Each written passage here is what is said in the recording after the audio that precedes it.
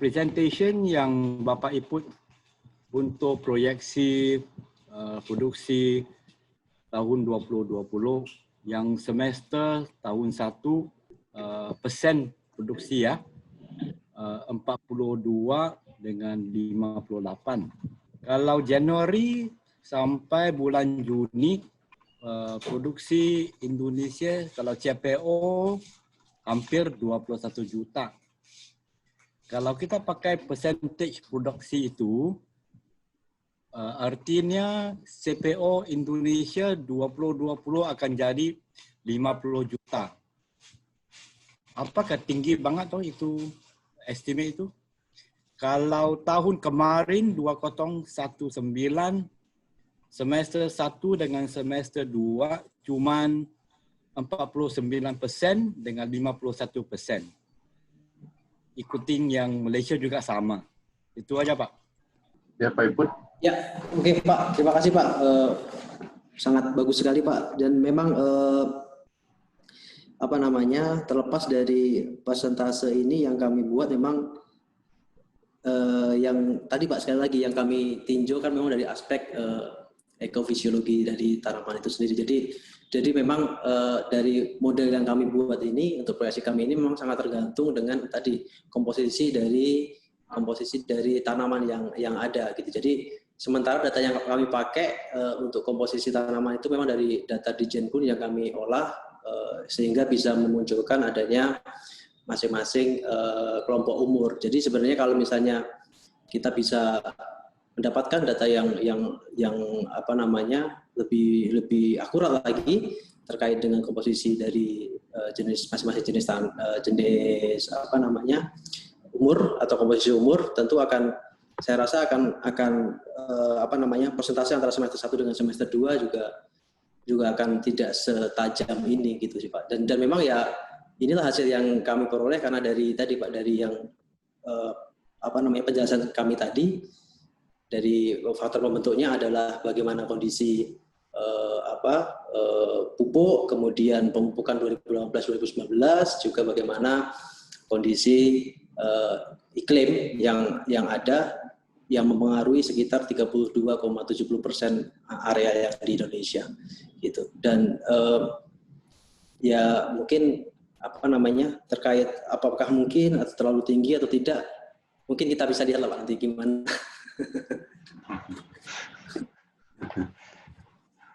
Kita bisa lihat siapa yang bisa ngitung dengan secara benar. Gitu ya.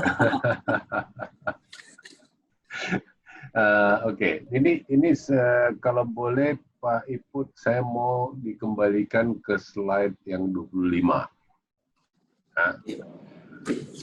Nah, saya beberapa waktu yang lalu itu pernah melihat analisa dari konsultan dalam hal memprediksi curah hujan produksi Indonesia. Dia bilang Indonesia itu punya 3 karakteristik wilayah produksi.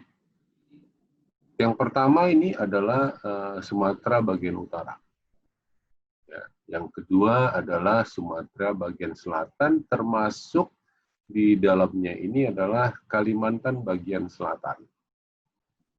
Yang ketiga adalah Kalimantan yang di atas Khatulistiwa atau sekitar Khatulistiwa.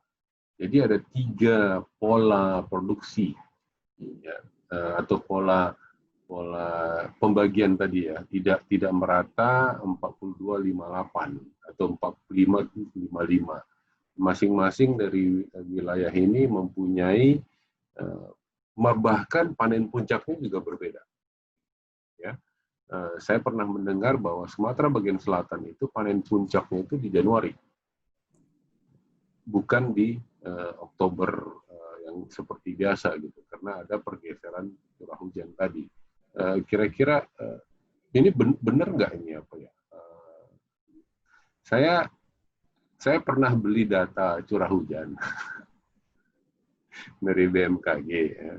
Tapi saya nggak sanggup ngolahnya. Ada saya punya data 10 tahun sampai dengan 2017. Sekarang gratis, Pak. Hah? Sekarang gratis. Nggak sanggup saya ngolahnya, Pak. Gimana Pak? Itu apa memang ada 3 ya? Karena kalau terus terang kalau secara pengetahuan yang saya tahu ya, bagian Sumatera bagian utara itu kan dipengaruhi oleh monsun yang ada di Teluk Bengal. Ya. Sumatera bagian selatan dan Kalimantan itu lebih kepada Australia punya weather atau Pulau Jawa. Ya. Kalimantan bagian utara itu lebih kepada typhoon yang ada di Filipina. Ya. Itu saya punya selalu gambarannya seperti itu selama ini. Benar nggak itu? Ya, Pak? Iya Pak.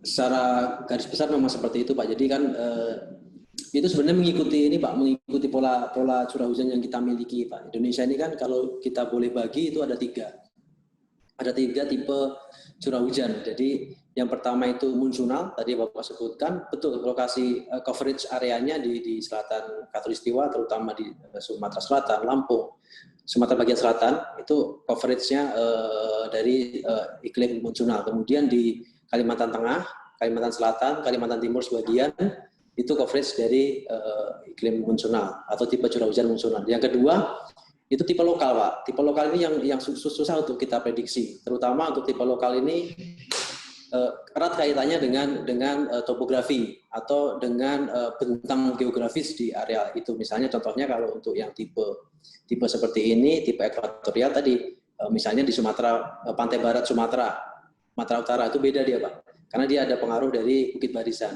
Kemudian di Sulawesi juga punya curah hujan dan juga punya pola produksi yang berbeda. Dan yang satu lagi yang memang sangat favorable yaitu yang tipe curah hujannya ekuatorial. Itu yang mencakup Sumatera bagian utara, kemudian Kalimantan Barat, Kalimantan Tengah bagian utara, itu mengikuti pola curah hujan yang ekuatorial. Tetapi itu kan garis besar. Tapi kalau kita bicara lebih spesifik, sebenarnya di Sumatera bagian utara sendiri pun berbeda, Pak. Antara pantai barat dengan pantai timur itu berbeda. Mungkin Bapak Ibu yang punya plantation di pantai timur Sumatera Utara, misalnya dari Aceh Tamiang, kemudian turun ke Langkat, Deli Serdang, kemudian Sedang Bedage dan seterusnya, dia akan cenderung berbeda Pak dengan pantai barat Sumatera. Jadi sebenarnya kalau secara garis besar memang bisa seperti itu, tetapi kalau kita mau spesifik lagi, sebenarnya mungkin ada 8 tipe produksi sebenarnya kalau kita bisa lebih jeli gitu sih. Jadi kalau untuk proyeksi kami pun makanya di sini lebih ke 3 itu juga sih Pak. Kita belum masuk ke lebih detail lagi karena akan sangat kompleks sekali ini. Indra, catat itu Indra, 8 katanya Indra. Pusing kepala kita ngitung ntar. Enggak lah. Betul tuh Pak Iput. Saya cuma mau share aja. Saya dulu Bapak punya 8, saya punya 13. 13? Ngeri kali. Karena semakin banyak details, kita semakin istilahnya tersesat. Gitu. Karena seperti Pak Joko tadi bilang, kalau misalnya ada pupuk, terus curah hujannya bagus. Terus ada curah hujannya jelek, tapi pupuknya juga jelek. Dan yang mesti diingat satu lagi adalah historical dari sawit ini panjang.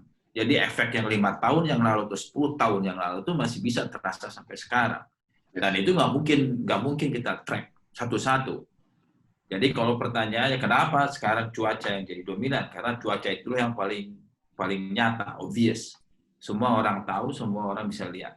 Karena itulah makanya sekarang kayak Bapak, Togar, aku pasti lihatnya cuaca. Karena itu kami tahu. Dan itu yang terlihat gitu loh. Dan aku sebenarnya banyak pertanyaan sama Bapak, ini nggak enak juga. Dan aku minta nomor telepon Bapak aja deh, Pak Iput. Nanti aku...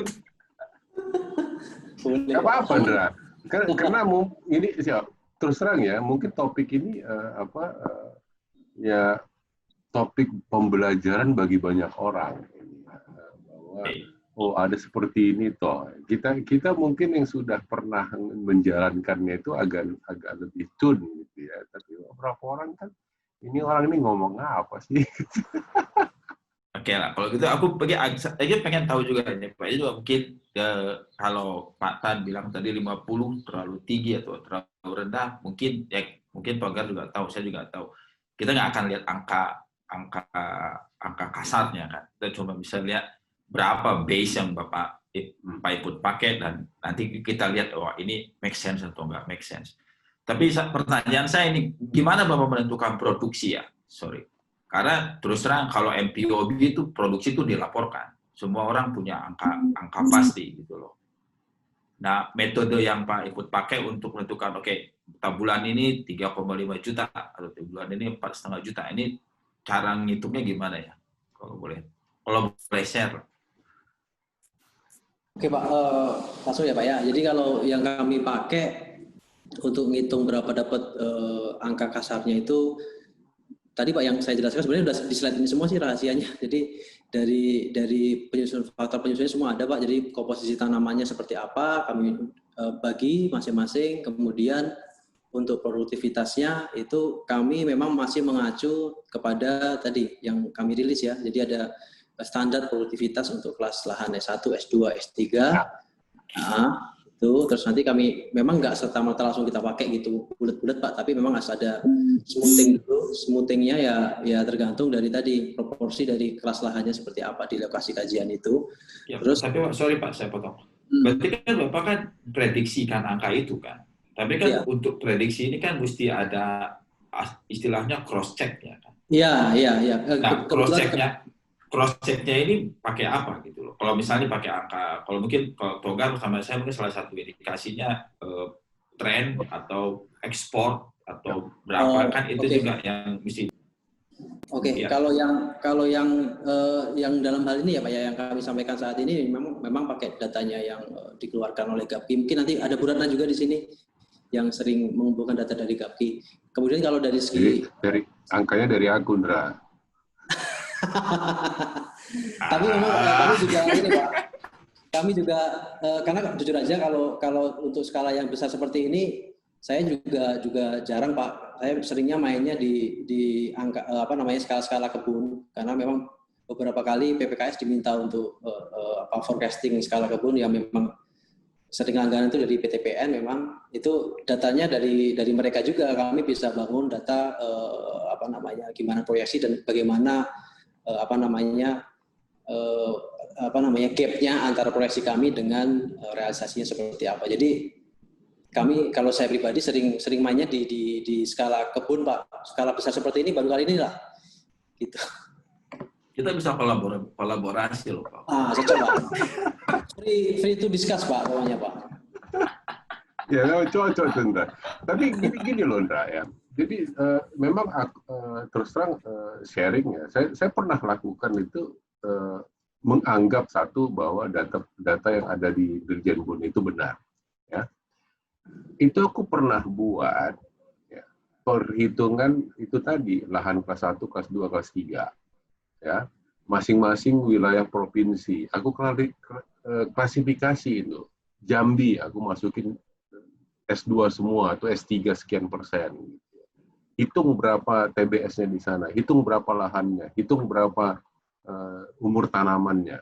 Nah, aku hitung semua itu. Terus kemudian tadi kan Pak Iput buat di 18% ya yang untuk BUMN, 21% di swasta gitu ya. Terus petani di berapa tadi ya? Lupa tadi itu ya. Aku justru mungkin lebih bawah lagi. Petani itu aku dapat cuma 14% aku pernah buat. Ya. PTP di 18 dan kemudian di swasta itu sekitar 22 atau 21. Ya. Baru ya itu tadi melakukan pendekatan kepada jumlah ekspor dan perkiraan berapa domestik. Dapatnya kira-kira segitu. Dan itulah basisnya sampai sekarang. Ya. Jadi kolaborasi itu memang betul perlu itu. Setuju tuh, Ndra. Kita buat WhatsApp grup kita bertiga ya. Siap. Aku terus terang salah satu yang pernah aku cerita di Kia waktu itu sama lu kan. Salah satu mimpi kita yang ada itu Indonesia mesti punya satu angka. Ya. Dan ini kalau kita mau copy MPOB kayaknya terlalu rumit. Kita punya 1050 CPO yang ada di Indonesia. Bisa nggak kita koordinasikan itu juga? Saya rasa agak sulit ya. Cuman yang mungkin perlu bantuan grup-grup besar seperti Musimas, Astra, Sinarmas untuk lebih berpartisipasi untuk ini. Ya kita bisa dapat satu angka. Yaitu yang Aku nggak tahu, mungkin Gapki juga bisa dengar lah keluhan hati ini ya. Dan memudahkan kita ya Pak, memudahkan para. Betul, Pak, hidup ini jadi lebih gampang. Makasih.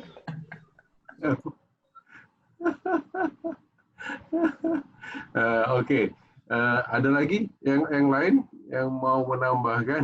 Ya, memang kolaborasi kita itu perlu kita pikirkan itu untuk menentukan produksi sawit Indonesia.